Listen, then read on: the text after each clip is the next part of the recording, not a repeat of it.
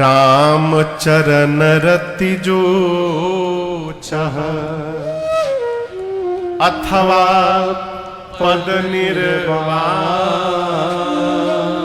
दोनों में से कोई एक, यदि आप राम जी के चरणों में रति चाहते हैं अथवा परम पद को प्राप्त करना चाहते हैं, उपाय एक उपाय है। गोस्वामी जी कहते हैं, भाव सहित सोयह कथा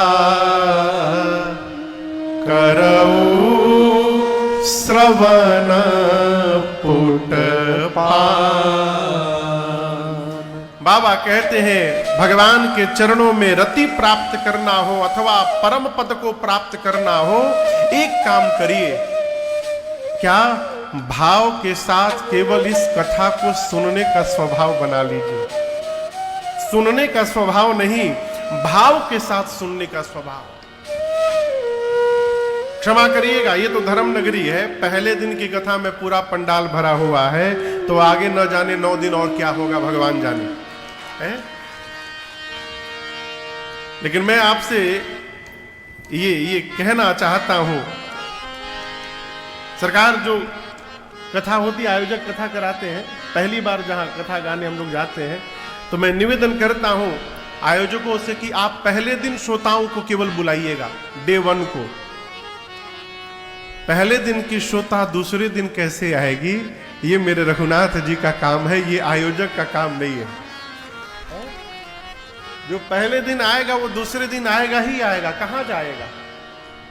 जहां जाइएगा वहीं पाइएगा, सुने बिना रह न पाइएगा, इसीलिए लौट कर फिर यहीं आइएगा। आपकी उपस्थिति बता रही है कि भीलवाड़ा धर्म नगरी है, और ये इसका कारण है, मूल में हमारे पूज्य महाराज श्री मंच पर विराजमान है। ऐसे ऐसे विभूति जहां पर रहेंगे, कोई भी नगरी धर्म नगरी में परिवर्तित हो सकती है।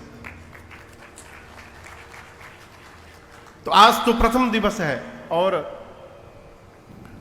हम कल रात को 11 बजे से चल रहे हैं, सो नहीं पाए हैं अभी तक। तो कथा में आने के बाद सारी नींद चली गई है। अब आप लोग की उपस्थिति देख करके और महाराष्ट्र की उपस्थिति मंच पर है, निद्रा चली गई। अब रात को सोया जाएगा, लेकिन खूब आनंद की वर्षा 9 दिन होने वाली है।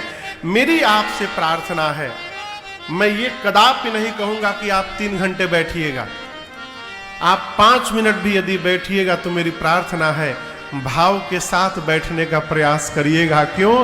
भाव के साथ श्रवण करने पर भगवान के चरणों में प्रेम प्राप्त हो जाएगा। पूज्यपाद गोस्वामी तुलसीदास जी कहते हैं, ये कथा ही प्रेम को जागृत करा देती है। जन मन में रसधार भरेगी राम कथा, जन मन में रसधार भरेगी। नामों में से आपका राम नाम